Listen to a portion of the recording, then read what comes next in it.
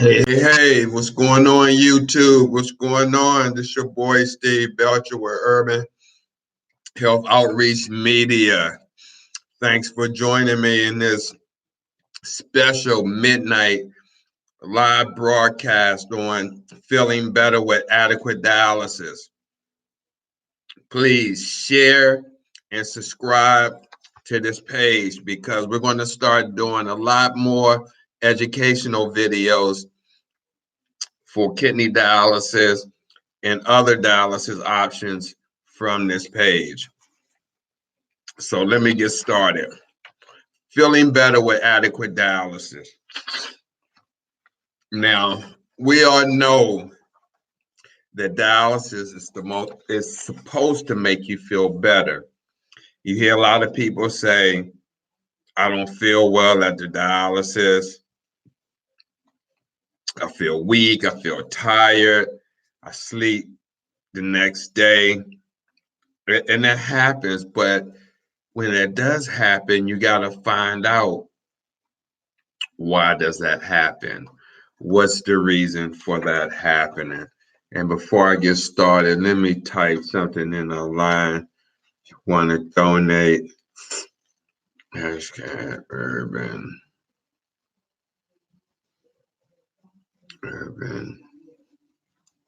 health talk media. Let's see if I can pin that in.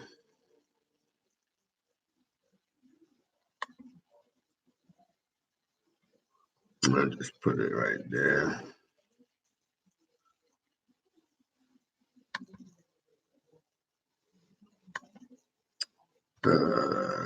Okay.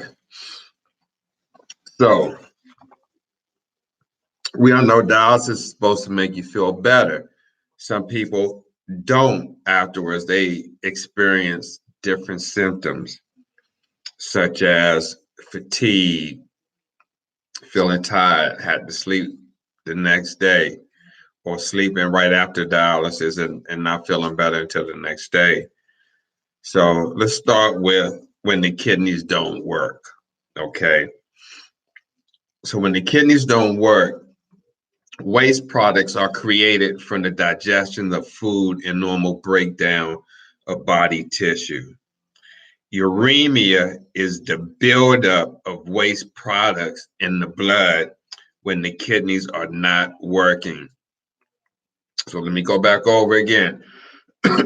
Waste products are created from the digestion of food and normal breakdown of body tissue. Uremia is the buildup of waste products in the blood when the kidneys are not working right. And dialysis removes waste products and can make you feel better, or supposed to make you feel better. Now, these are some examples of dialysis filters. This one is made by Gambro. It's a Revoclear. It's a smaller type dialyzer. And then I have one which is an Optiflux made by Fresenius, which is an F160. And you see how this is much larger than this one, especially in the diameter of the head. And so with this, I have an example of the inside, which is these like millions of fibers right here. And you really can't see that unless you cut this open. But this is how they look on the outside of the dialyzer.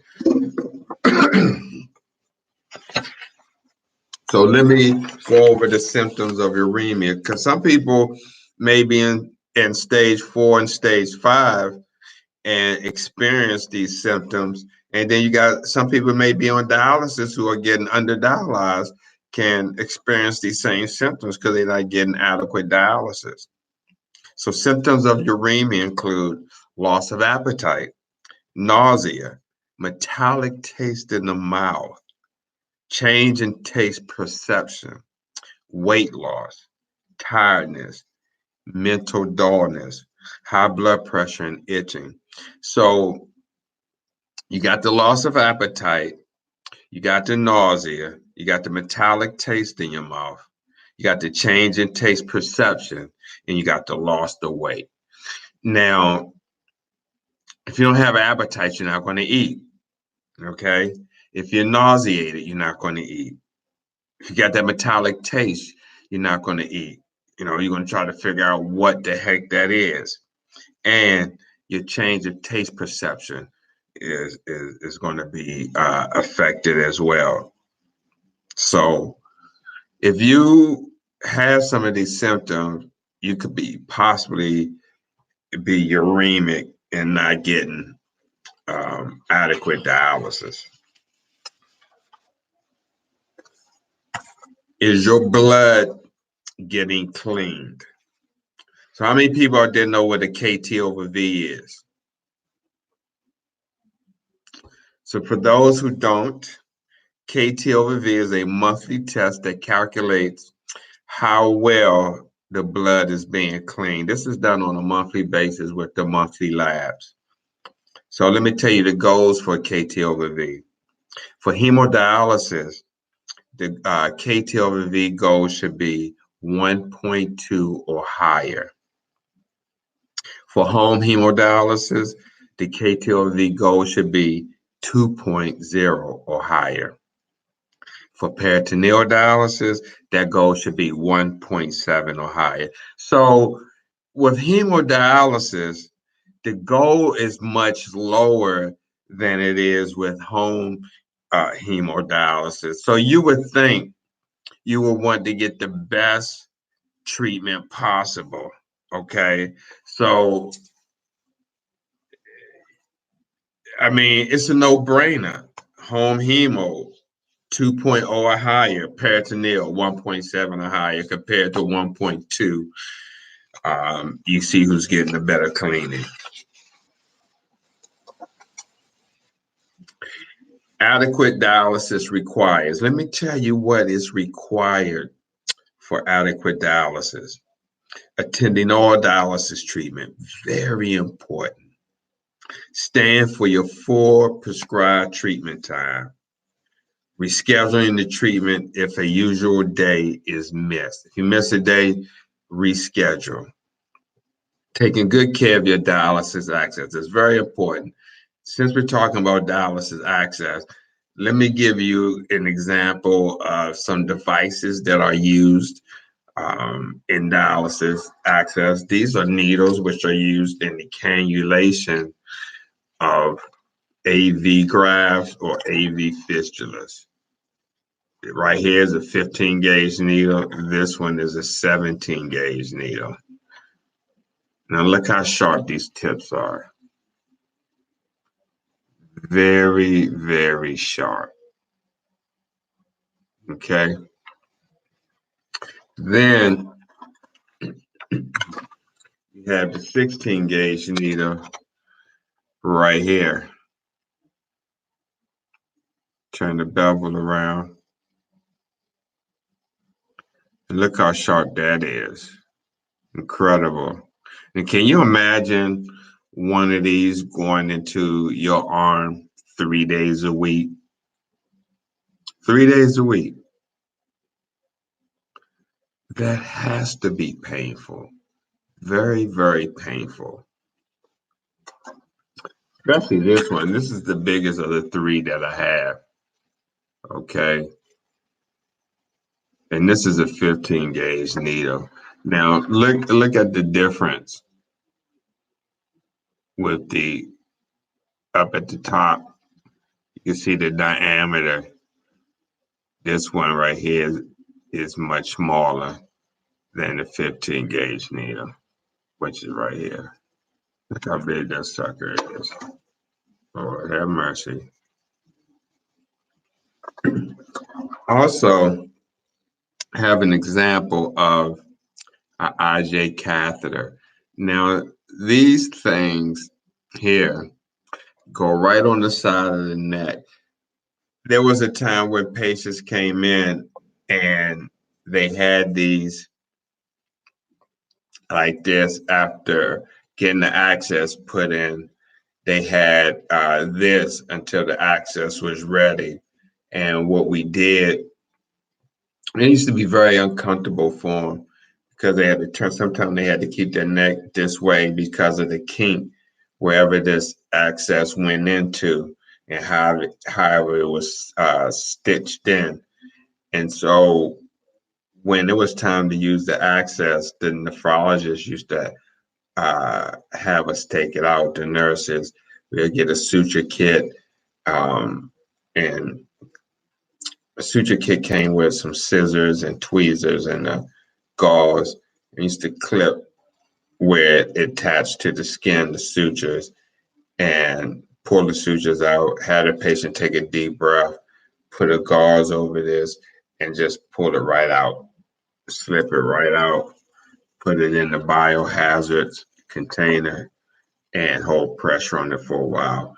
Now you have this other catheter, which goes into the subclavian area, and right under, like right here, but it's tunnel right under the skin.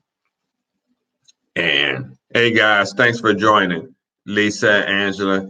So it goes right under the skin, and they use this for dialysis as well. These are used for long-term treatments. Then you got the lines right here. This is the blue line. Take this off. The dialysis blue line. And this line, this part right here connects to the patient, to the needles. So if you have the 16 gauge right here, this right here, you clamp it and you take this off. Then you put that on there like that, connect it. You got to make sure it's tugged. You got to tell them to tug it, make sure it don't come apart, because some techs, they just put this on, don't really do it, and you tug it, and it can still come off or it can leak around. You want to make sure that's clamped, tugged, this is clamped, and then when you're ready to go on, unclamp it. Where this goes, this is the venous chamber right here. Blood goes down. Sometime in this chamber right here where you see this little filter, it can get clotted around there. Blood can clot around there, or if the blood is up too high, it could form a clot up around here.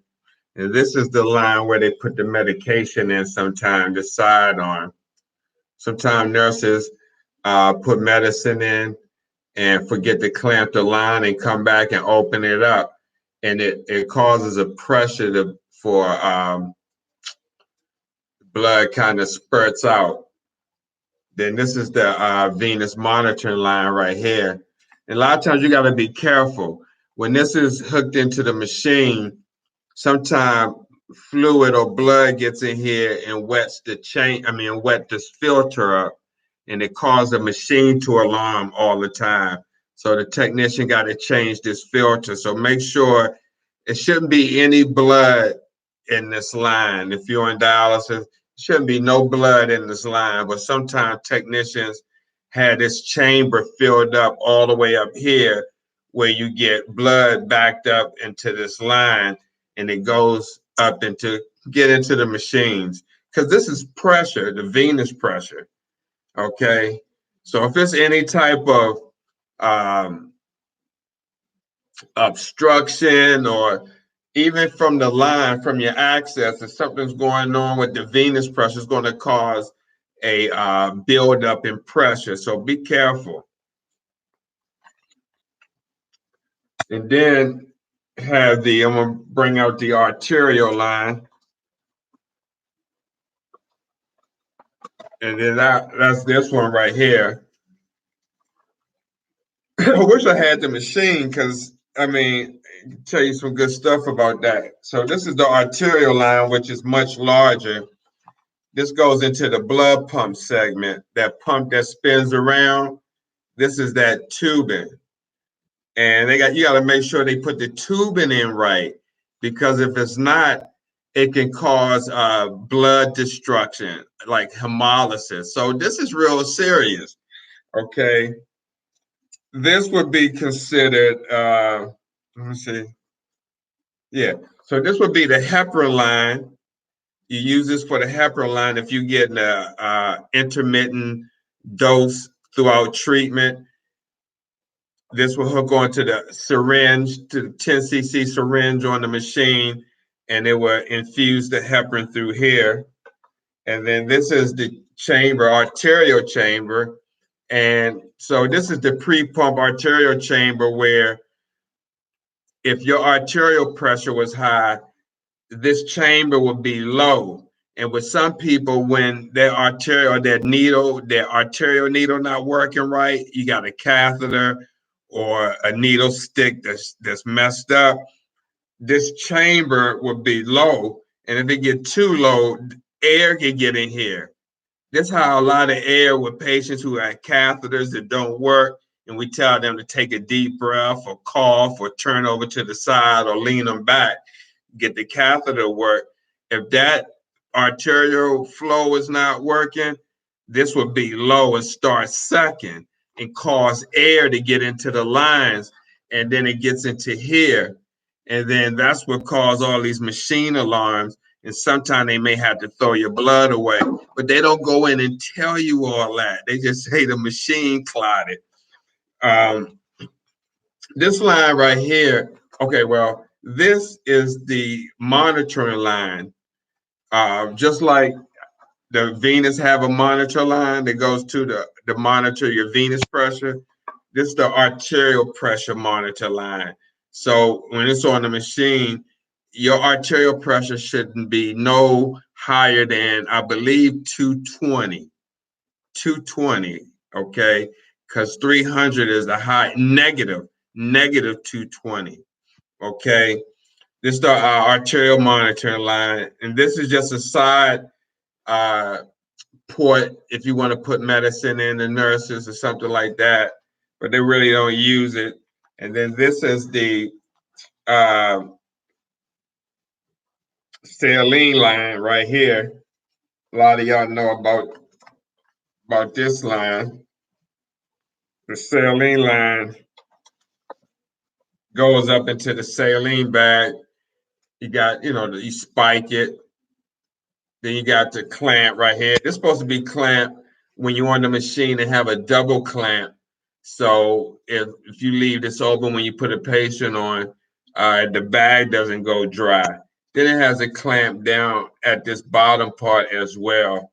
It's supposed to be clamped right here, here, and then put one of those Kelly clamp scissors on, the blue ones. And then this particular line right here, where is it at? There you go. Goes to the dialyzer. This line, this goes to the dialyzer right here. And then the venous, where's that venous? And the venous one goes right here. So that's how that's set up, just like that.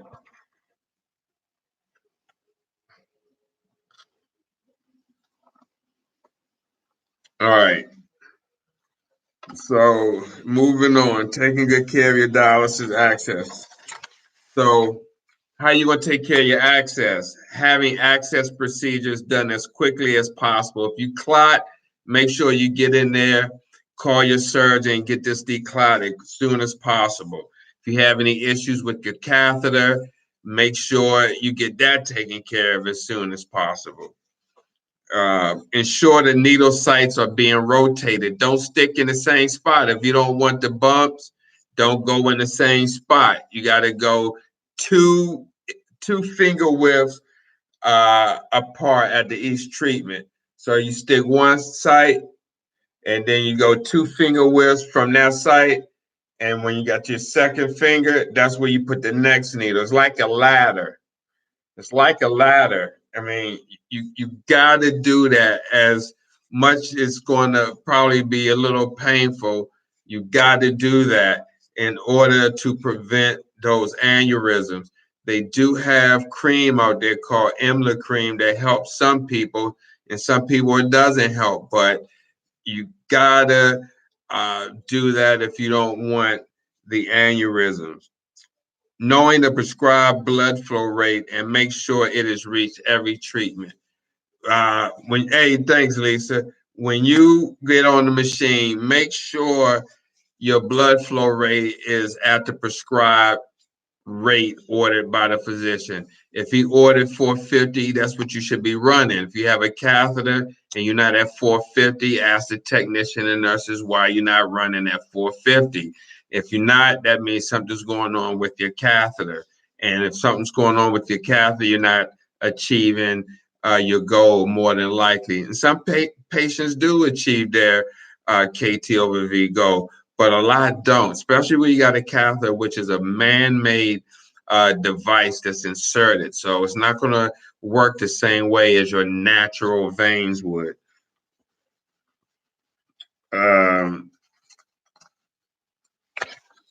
Not enough dialysis. So if you don't get enough dialysis, I know people who miss weeks, months of dialysis because they were still urinating. And the only time they came back in is they was feeling bad or they were on a contract. And or that 29th day where with some patients, if you've gone more than a month, the unit can discharge you. So the person would come like that, almost that last day of the month, get a treatment, and then go and come back the next a month later.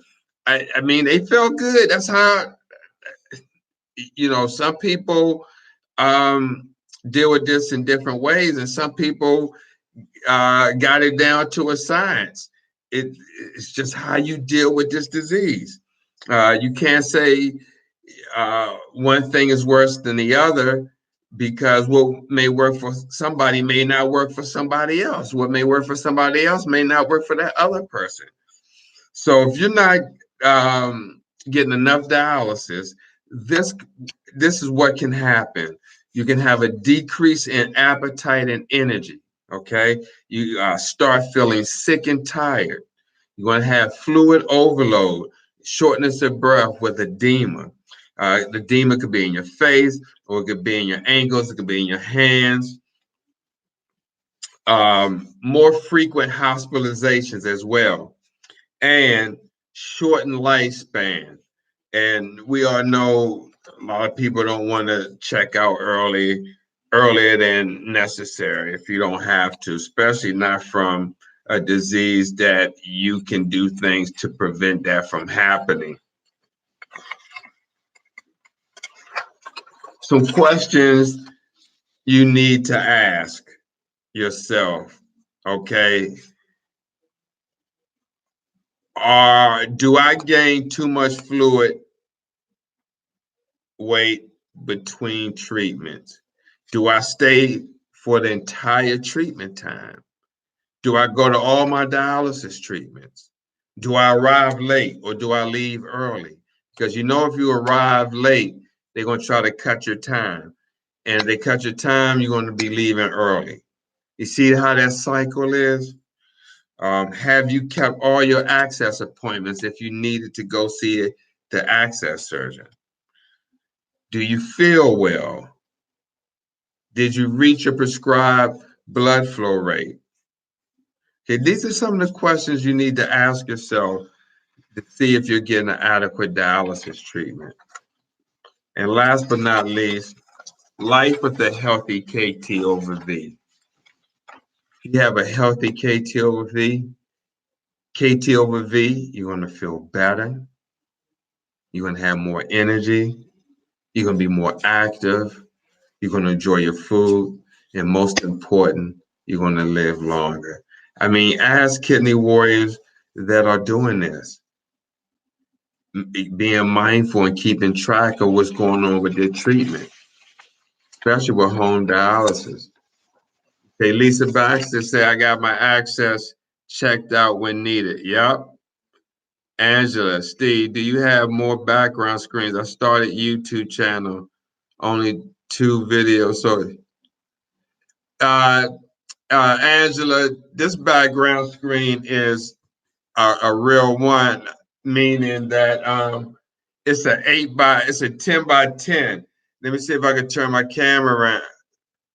Well, let me see. Wait a minute, let me turn it this way. So you can see the stand right here, and so that's an actual that's an actual backdrop.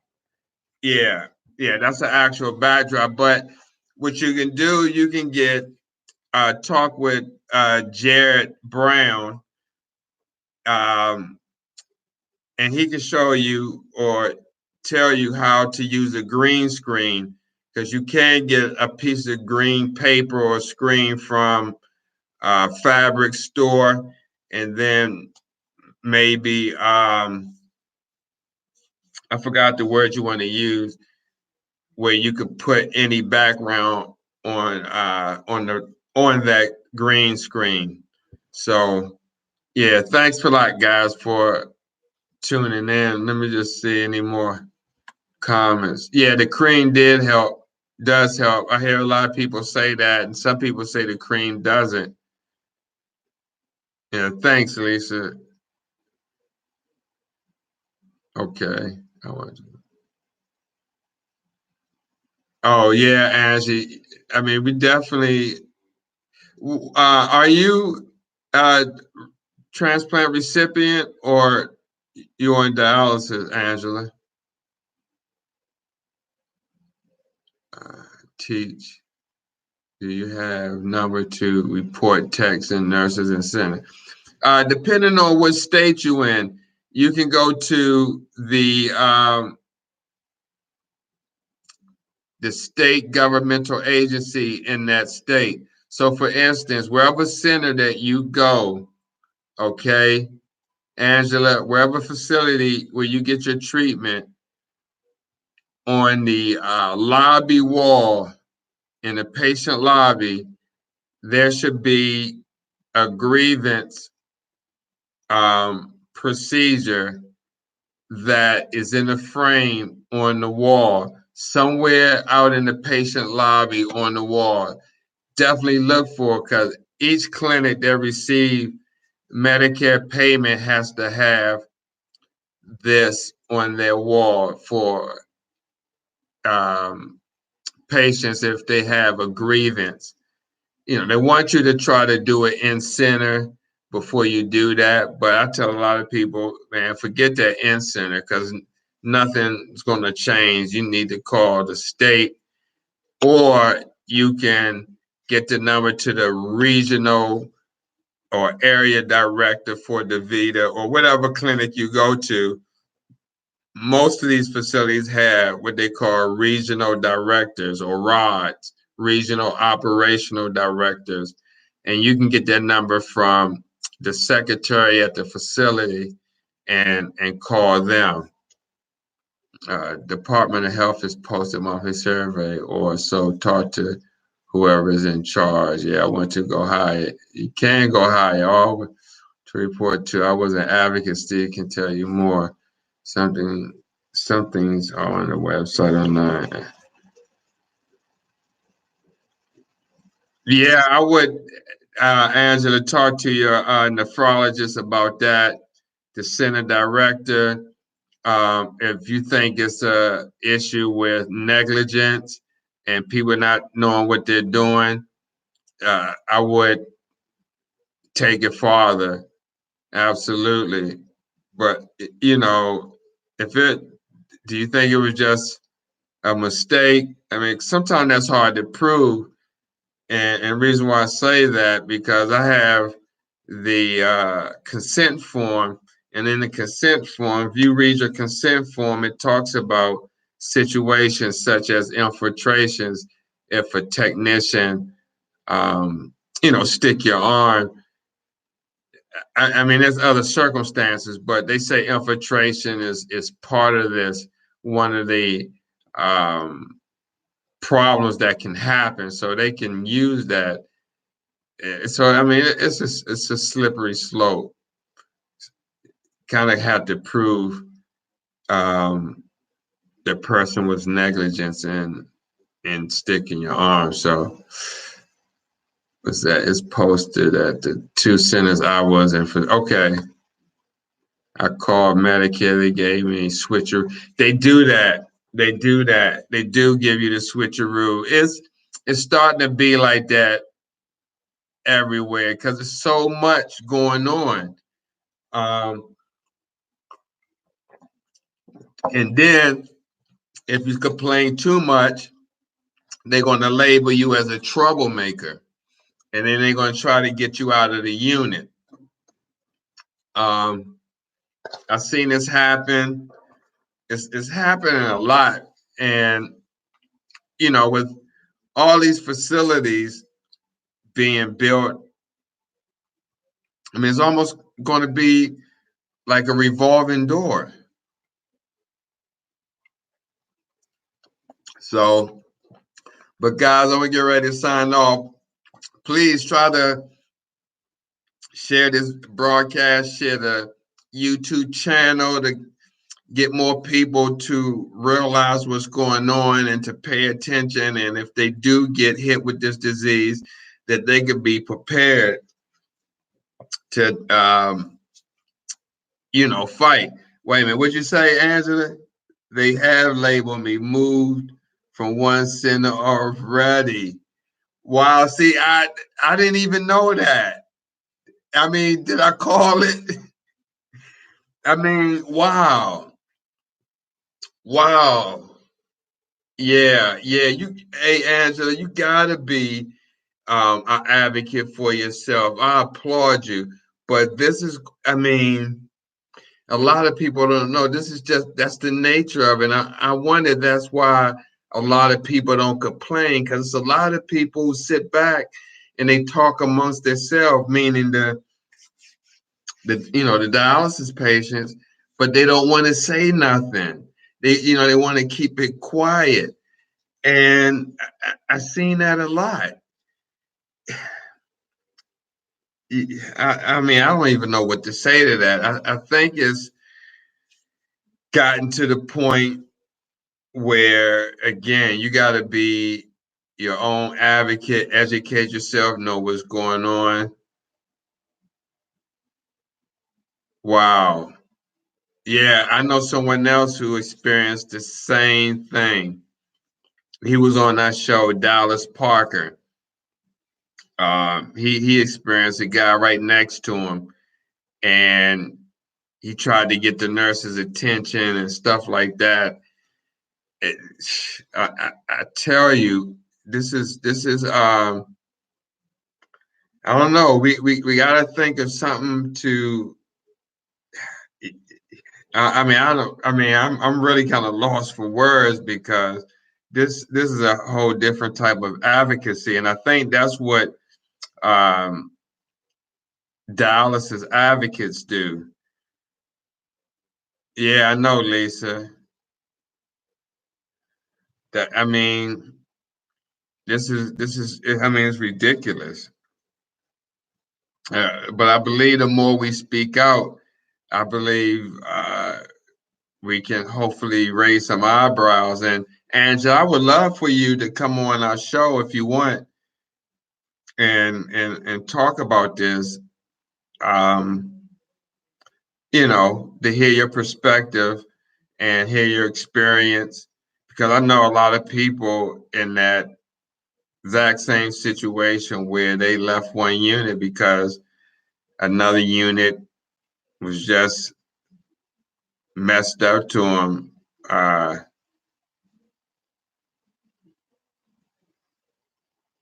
Oh, are you going to be doing home hemo? That'd be great if you can do that. Then you don't have to worry about nobody. That would be awesome. Yeah, and like Lisa said, I mean, we all gotta fight awareness and exposure.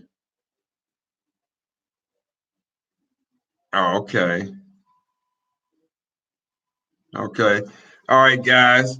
But Angela, I mean, reach out to me through email if you want to be on the show. Just let me know the days you don't do dialysis, and I can schedule a show.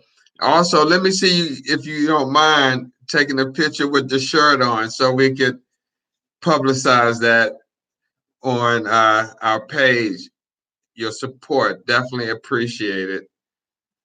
All right. So, guys, thanks a lot for watching. Angie, please share. I know you shared, Lisa. Lisa, I know you're in about 1,000 groups, so share in those groups as well. But, guys, take care. Have a good night. Thanks for watching, and see you tomorrow on Urban Reno Talk with Tamika and Steve. You know, we're going to have Richard Knight on, the president for AAKP. You're welcome. You're welcome, Lisa, Angela. Thanks for watching. And Angela, again, let me know if you want to come on anytime. I could just schedule the broadcast. All right, guys, have a good night. God bless you.